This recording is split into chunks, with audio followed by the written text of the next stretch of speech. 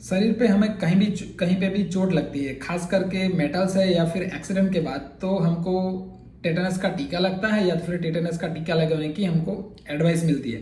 लेकिन क्या सही में सबको टेटनस के टीके की ज़रूरत है? इसी बात पे लोगों में बहुत सारा कन्फ्यूज़न है कि मुझे टेटनस का टीका लेना चाहिए या नहीं लेना चाहिए। मैं इसी बात का आपको आंसर करने की कोशिश करूंगा। मेरा नाम है डॉक्टर दीपक और मैं बाल रोग चिकित्सक हूँ। अब पहले हमें यह समझना पड़ेगा कि टेटनस है क्या। टेटनस एक गंभीर जानलेवा बीमारी है जो क्लॉस्ट्रिडियम टेटनी नाम के बैक्टीरिया से होती है। अब ये बैक्टीरिया हमारे एटमॉस्फेयर में, धूल में, मिट्टी में, खाद में या फिर जानवरों के इंटेस्टाइन में होती है। इसलिए हमें जब भी चोट लगती है तब उस चोट के घाव घाव से ये बैक्टीरिया हमारे शरीर में चला जाता है और शरीर में जाने के बाद वो जहर पैदा करता है, दो तरह के, टिटेनोस्पाज्मिन और टिटेनोलाइसिन। लेकिन जो टिटेनोस्पाज्मिन नाम का जहर है वो हमारी मांसपेशियों को सिकुड़ता है, इसलिए मरीज को सिर से पांव तक धीरे धीरे मांसपेशियां सिकुड़ना शुरू हो जाती है। इसीलिए शुरुआती दिनों में टिटेनस के रोग में मरीज का जबड़ा सिकुड़ जाता है, वो मुंह नहीं खोल पाता। इसलिए इस बीमारी को लॉकजॉ नाम से भी जाना जाता है।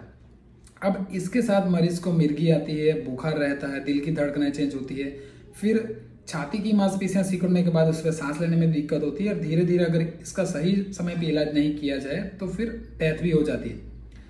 अब इसे रोकने के लिए टेटनस का वैक्सीन मिलता है और ये वैक्सीन हमारे नेशनल इम्यूनाइजेशन शेड्यूल में पहले से ही मौजूद है। इसीलिए पहले हमको अब इम्यूनाइजेशन को समझना पड़ेगा, क्योंकि हर चोट के बाद आपको टेटनस का वैक्सीन लगेगा या नहीं लगेगा ये आपके प्राइमरी इम्यूनाइजेशन पे डिपेंड करेगा। अब इम्यूनाइजेशन को समझते हैं। जब कोई भी वुमन प्रेग्नेंट होती है तो उसको टेटनस के 2 टीके लगते हैं। अब 2 टीके लगने के बाद ये जो मदर में जो एंटीबॉडीज डेवलप होते हैं वो बेबी को भी ट्रांसफर होते हैं। इसीलिए हर प्रेगनेंसी में मदर को टेटनस के 2 टीके लगने ज़रूरी है। अब अगर पहली प्रेगनेंसी में 2 टीके लिए थे लेकिन दूसरी प्रेगनेंसी के बीच में 3 साल से कम का अंतर है तो सिर्फ 1 टीके की ज़रूरत रहती है।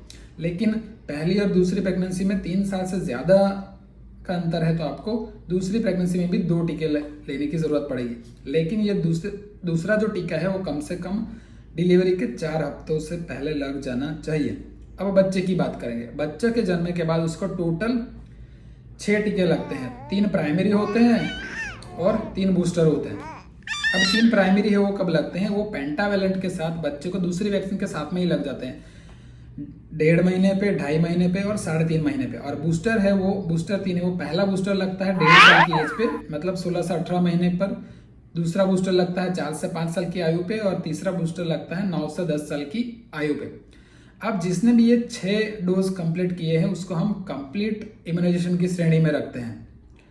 अब कोई एडल्ट है जिसने ये इम्यूनाइजेशन नहीं लिया, प्राइमरी इम्यूनाइजेशन नहीं लिया, अगर उसको अपना कंप्लीट इम्यूनाइजेशन करवाना है तो वो टेटनस के 3 टीके ले सकता है।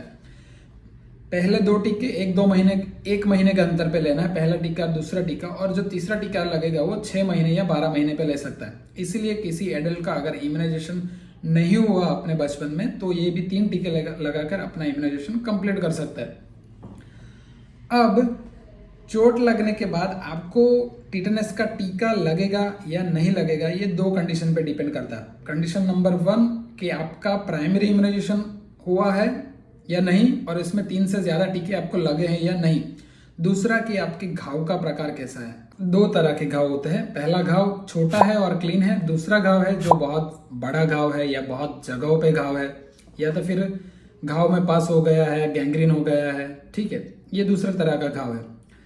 अब किसी ने अगर 3 से ज़्यादा वैक्सीन के टीके लिए हैं पहले और उसको चोट लगती है और उसका घाव छोटा है, क्लीन है, और अगर आखिरी जो डोज लिया था टेटनस का वो 10 साल के भीतर लिया था तो फिर उसको वैक्सीन की कोई ज़रूरत नहीं।